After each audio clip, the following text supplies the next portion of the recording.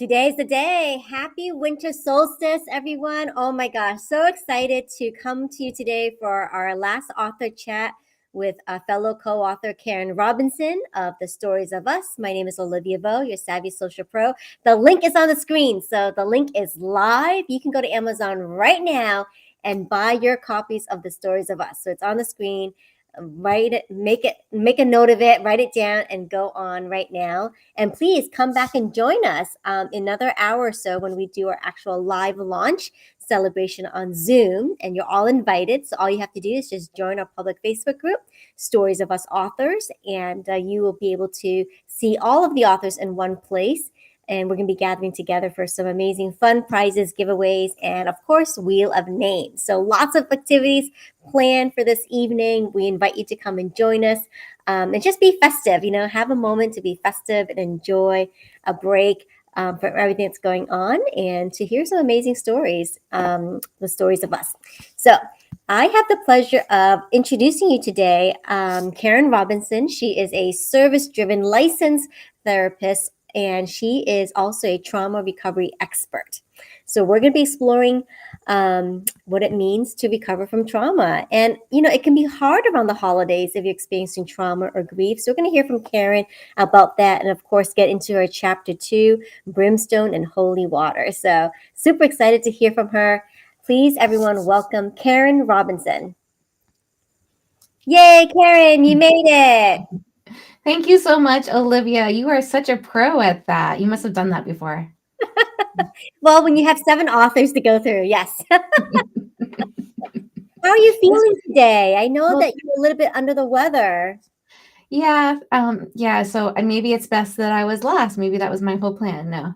Yeah, I wasn't feeling very well. I had my COVID injection, my pneumonia shot in the same day, and I ended up having some weird side effects with chest pains. And then I've had some family crises. My mom is in the hospital. So it's been actually really hard for me this holiday season to kind of get spunked up. So I am very happy that we're launching this book project tonight. So it's something for me and my family to celebrate. So thank you. Indeed, we couldn't do it without you. So hear that you're feeling better, you're recovering on the mend. So how is it that you became a trauma recovery expert? Mm-hmm. Yeah, I knew from elementary school that I wanted to be in the helping professions. I was the kid on the playground, trying to break up fights and conflict. Can't we all just get along, And then I lived in a dysfunctional home, and at one point I ran away from home and was assigned a social worker who was really judgmental, not very helpful. And I decided that if I grew up and could be helpful to people, I would really listen to them, help people to be heard, and really be there when they needed help instead of dismissive or judgmental. So that's how I got started.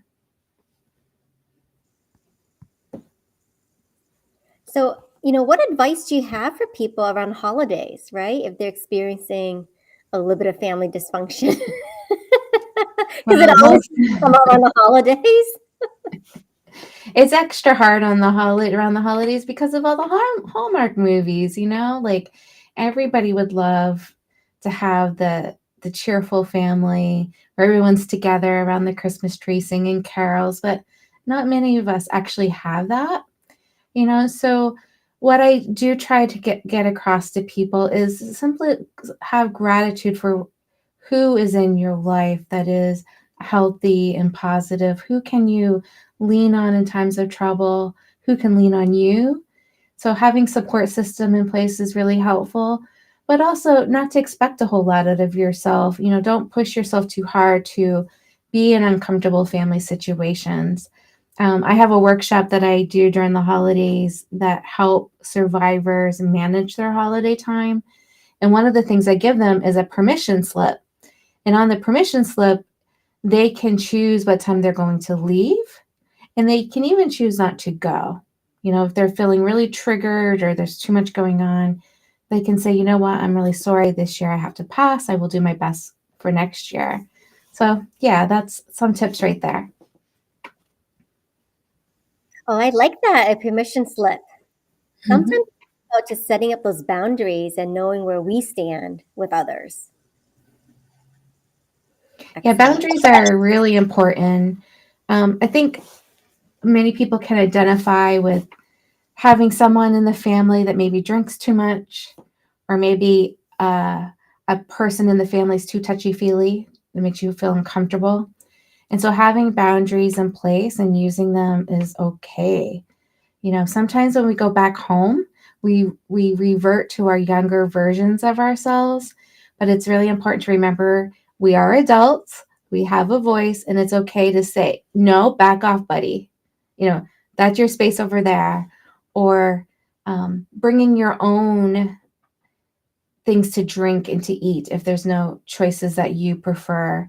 You know, making yourself feel more comfortable wherever you go for the holidays is it's super important. And maybe get a hotel room instead of staying at somebody's house if you're not comfortable.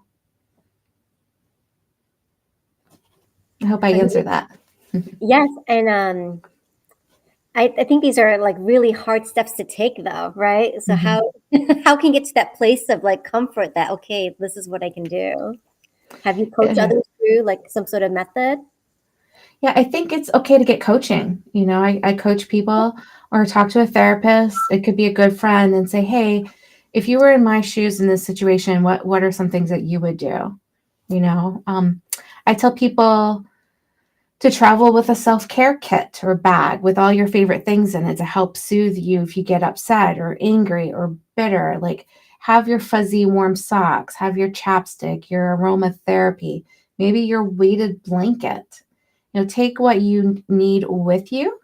Take some herbal teas, you know, have some good senses for bath time, and just really try to think ahead, have a little plan in place. Like, okay, if this scenario happens, I'm going to do X. Because we all know how our families at this point, we know how they're going to behave or not behave.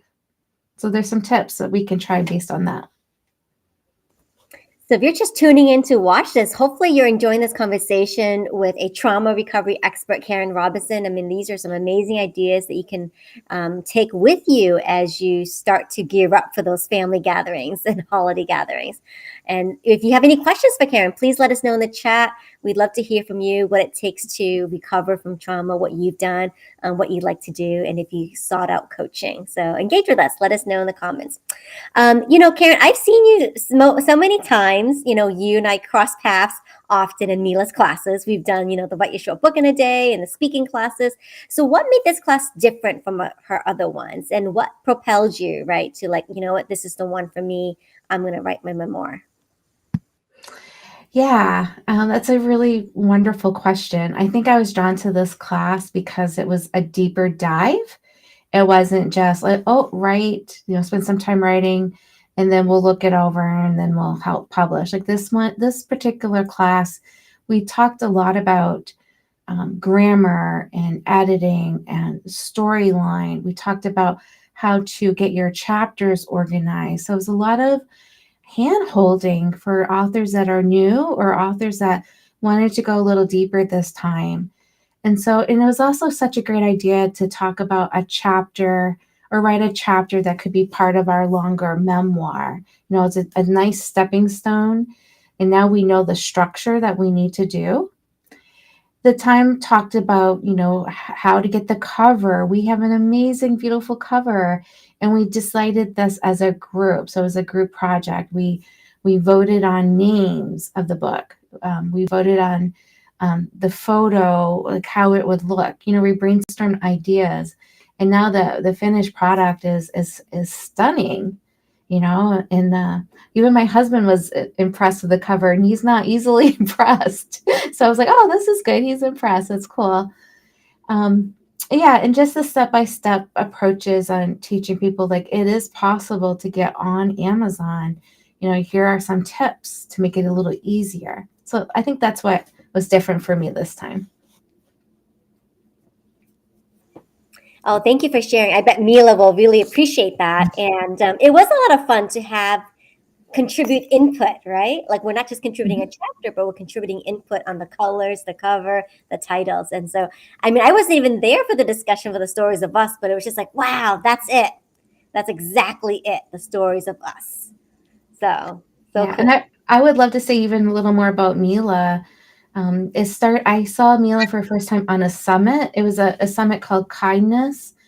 I can't remember the exact name of it now, but it's a beautiful summit, and I've been on it in the past. And so when I heard about it coming out again, I was so gosh darn busy. I'm like, I don't have time to watch any of this. So I just kind of scanned through really quickly, and I saw her name, her face, and I'm like, let me make time for this one. I was thrilled because she gave anyone listening a free hour of her time.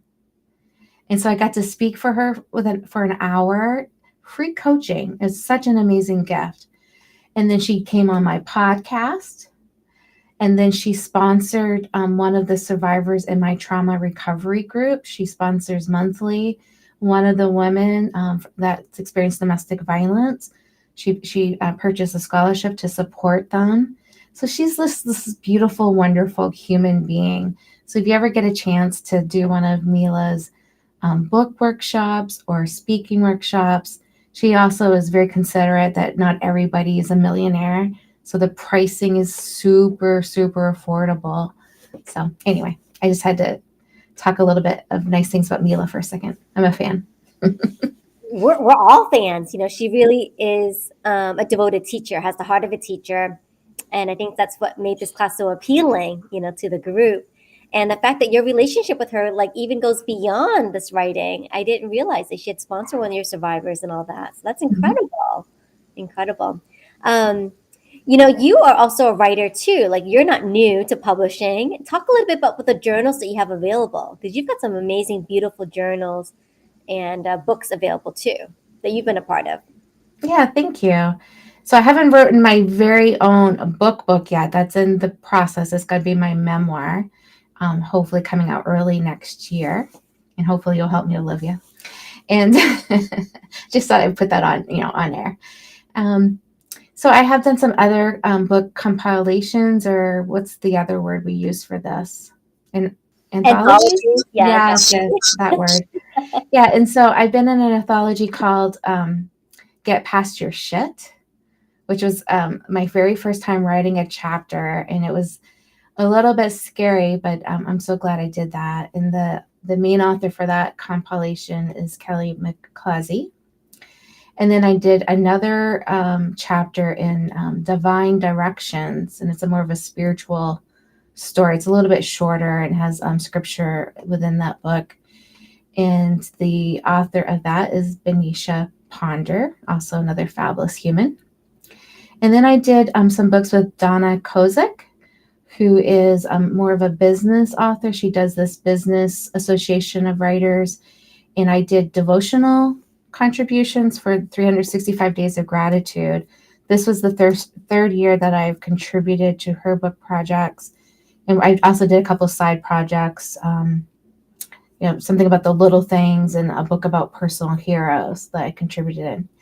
My journals, I have a team, a wonderful, amazing team that helps me with the graphics and so forth. And I do the journaling prompts. And the journals are geared towards trauma survivors. We have journals to help people track their sleep and work on their sleep. We have it to how to cope with anxiety. We have a Christian version that's, a place for scripture, your prayers, anything spiritual that you want to write about is a good place in this book. We have a journal about friendships. And we have more coming out. We have we have a travel journal, which is probably one of my favorite because I have a huge love of travel. And in fact, I've actually started a travel blog on top of everything else because I just love travel so much. So yeah, we have more and more coming out in 2023. It seems like there's a lot of spirituality that comes into play. Did that have a factor in your chapter title, The Brimstone Ah. Holy Water? Can you tell us a little bit about what to expect in your chapter? Yeah, so the reason my chapter is called Brimstone and Holy Water, it's sort of like a play between my two grandmothers.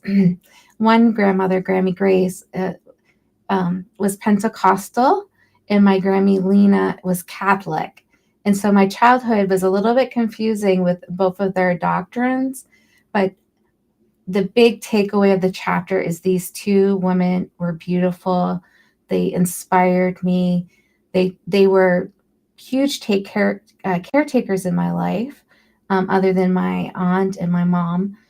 They were very important women in my life, that taught me the importance of prayer and being spiritual and being faithful. So I owe a lot to them. Just yesterday, we spoke with Marilyn Atterbury, who talked about her Mennonite upbringing. And here you are with two doctrines growing up, the Pentecostal and the Catholic.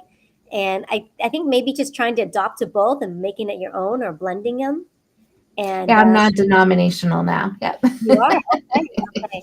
And then, because you had mentioned talking about like devotionals that you've contributed to, did you tie in some of that upbringing that you had?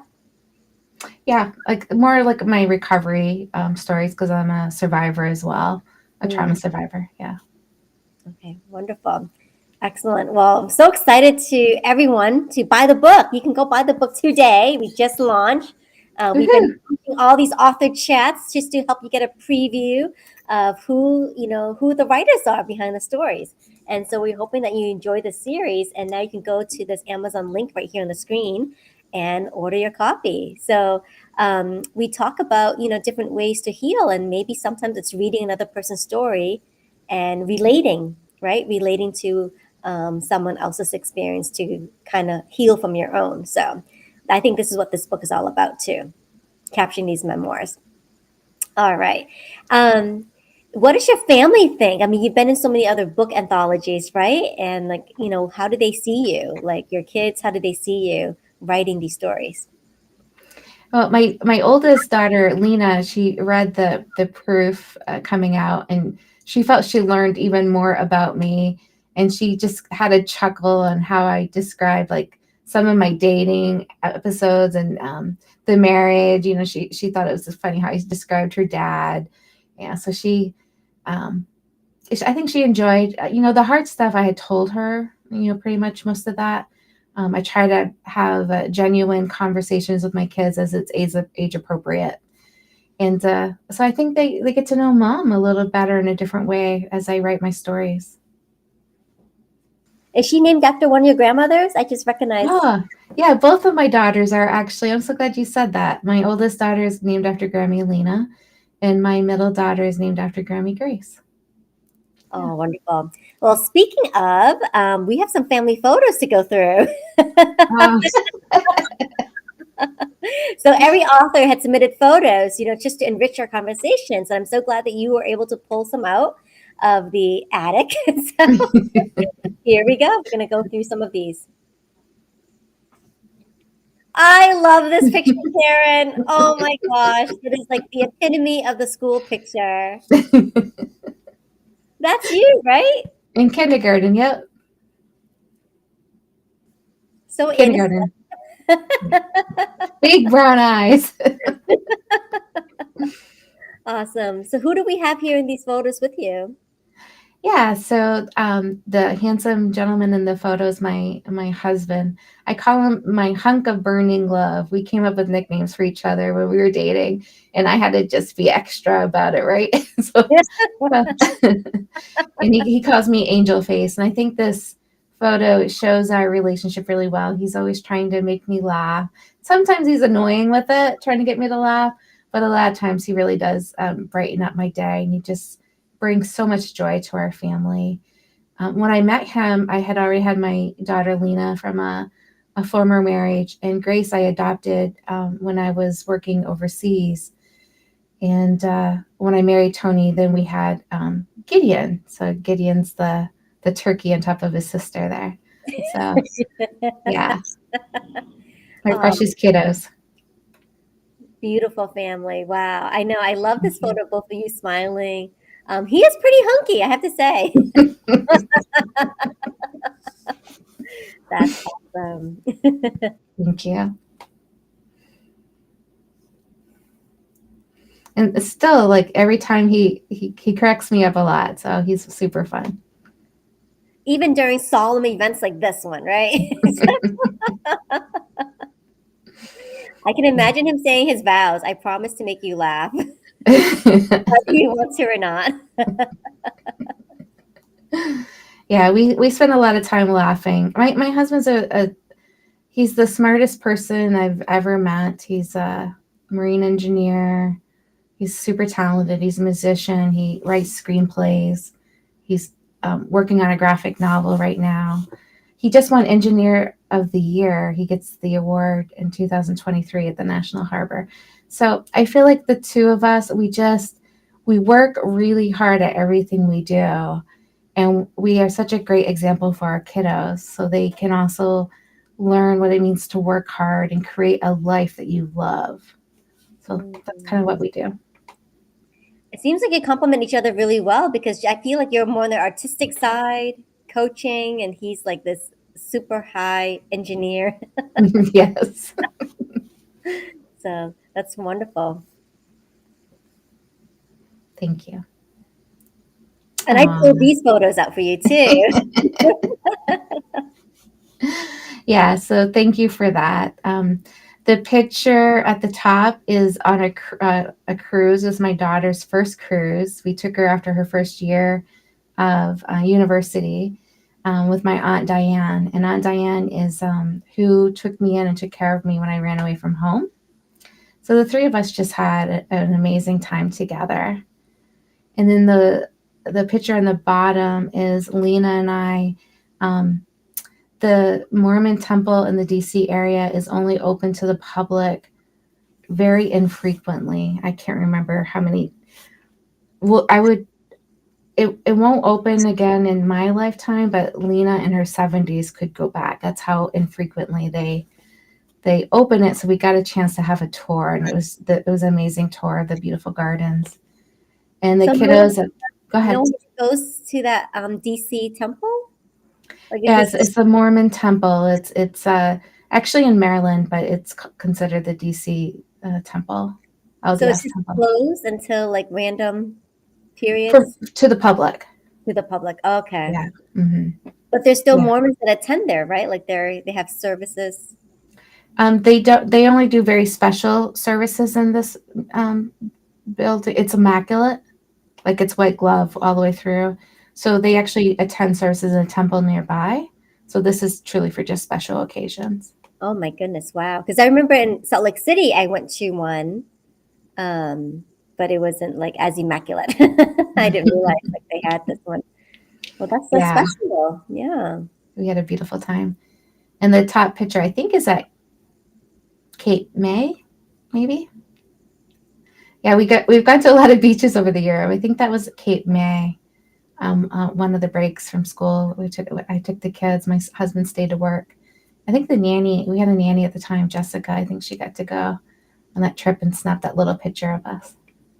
So, Well, this one caught my eye because of the caption you wrote, "Unconditional love," and I was like, "Oh, this just shows it." I mean, yeah, everyone is so beaming. I love my baby so much. Yeah. I call them Boo Boo, Boo Boo 1, Boo Boo 2, Boo Boo 3. Well, that's better than thing 1 and thing 2. So, do you wish they stayed kiddos for a long time? I am so torn about that question because, like, kids in general are so much work. And thankfully, my husband's a very hands-on parent because I was a single parent for a while with just Lena and Grace, and I adore them, but they were just so much work because I wanted them busy in activities and so forth. So with Tony, it's been much easier. He does a lot of stuff for them. I don't know. I mean, I love like the older, mature conversations, but I also love the snuggles. And Gideon right now, he just turned 10 in November, so he's the only one actively giving me snuggles, because Lena's at school and Gracie's a moody 13-year-old. I still get snuggles from all three of them at times. I know you got to get your snuggles in while you can. Oh, I love these pictures. I love these too because they're Christmassy and it fits right in with our theme. Yeah, and so this is a family Christmas a few years ago, and This is my cousin Tom, the white guy in the photo.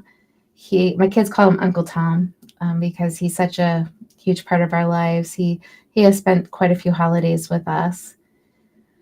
And so in the top picture is Gracie had a unicorn birthday party one year, and it was just fun. We love themed birthdays. Spider-Man, the unicorn, cars. We've done many different types over the years. It's been a lot of fun. And the picture on the bottom is a picture of my mom. I wanted to capture her as well. She got to live with me for a couple of years, and I'm thankful for that time because she got to bond with Gideon in a different way. The two girls, she wasn't, she lived so far away. She lives in Canada.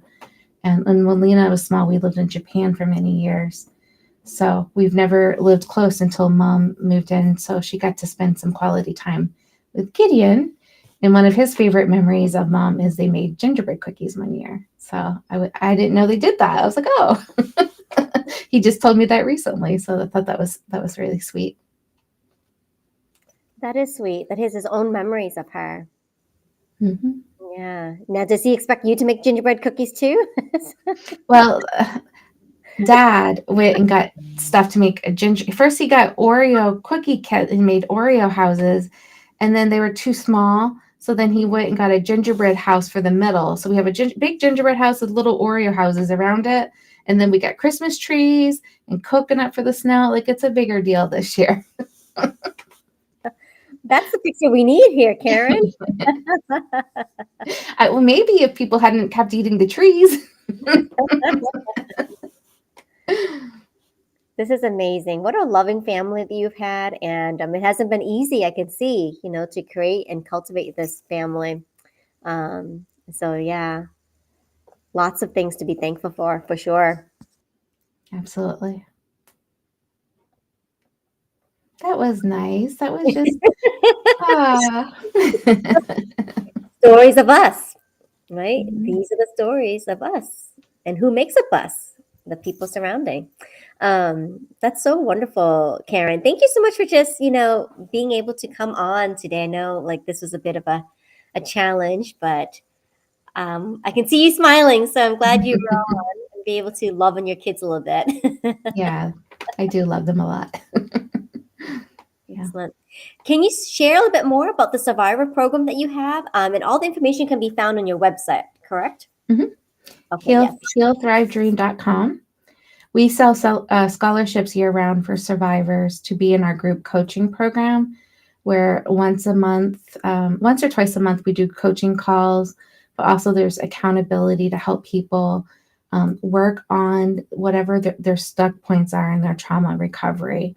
So the goal is to work on your past, to work on healing that, but also to improve your present moments, to really be mindful of the here and now, to feel your best. Then the third component is, what are your dreams for your future, and how can we help you take those baby steps towards those bigger dreams? So it's a beautiful program. It comes with workbooks, it comes with journaling prompts, and lots of different exercises to help you to, work on becoming the best self that you can be, despite having a history of trauma. So that's the main component of the scholarship. The scholarship is a fixed rate. We're never going to increase the price of it. So it's super affordable at $28 a month. So if you want to help a survivor of sexual assault, domestic violence, childhood abuse, get in touch. We're happy to have you support. Thank you. Thank you for sharing that. And one thing that I noticed is that you're a mother-daughter company. So what does that mean too? Yeah. A couple of people have thought, does that mean your daughters are coaching or doing that? I'm like, no, you don't want that yet. You really don't want that yet. And then my oldest is an RA at school, and it feels like she's doing a lot of therapy sometimes. So mother-daughter company, my daughters are in the periphery helpers. So for example, I have a physical journal that's just a plain journal, and I made some prompts that on a little handout that can go with it. But the top of the journal, my daughter Grace designed, and she designed the emblem that's embossed, I think it's called, into the journal. So we got 500 journals made like that. So she was a key part in that. She's also has the design eye. So sometimes when I'm creating social media images or images for my group, she kind of looks them over. So she does that for me. And then Lena is an English major, so she does some editing for me. Sometimes willingly, sometimes I have to ask a couple times, because she gets busy. So she does that, and sometimes she'll help with a bit of design, but she'll give feedback like cultural snack foods, if I make a little, oh, well, like when I was young, because I'm getting older, right? Things have really changed with vocab in terms of like the LGBTQ community. So if I mess that up, she corrects me. If I mess up, like she said that we're moving away from describing people as African Americans because not all Black people are American or from Africa. So to use the word, Black. So now it's in my chapter as African American, but when I write my memoir, I'm going to change it to Black for her. So she's like my little culture. I thought I was very culturally in tuned, but she's my little watcher of those kind of things. So it's kind of cute. That's awesome. I like that. I like that they can be involved on the periphery, Mm-hmm. and seeing you in action, right? This is your business, and this is what you love to do, and like they can help out with that. So wonderful. Thank you so much, Karen, again. Oh my gosh, it's been so awesome just to have this one-on-one time with you. I know that we see each other in passing. We've done a lot of cool things, but we've not had a one-on-one conversation. So more to come for sure. More to come. And if you're interested in getting in touch with Karen, please follow her website. It's healthrivedream.com. And who knows, you may have it in your heart to sponsor survivors. So I invite you to go and check out that program and see what that all entails. And of course, we're going to go take a break now and get ready for our amazing launch. So it's happening very soon at 5 p.m. Pacific, 8 p.m. Eastern time. So you're all invited. It's going to be on Zoom, and you can go join us at the public Facebook group, Stories of Us Authors. So we will see you then. And remember, go buy the book. It's available on Amazon today, both in paperback and hardcover. And it's an easy read. And you can get it done in an afternoon, and it makes a perfect stocking stuffer. So no excuses, right? So go buy the book and have it for yourself and for your loved ones, family, and friends. All right, we'll see you real soon. Have a good night. Thanks, Olivia. Thank you, Karen. We'll see you soon.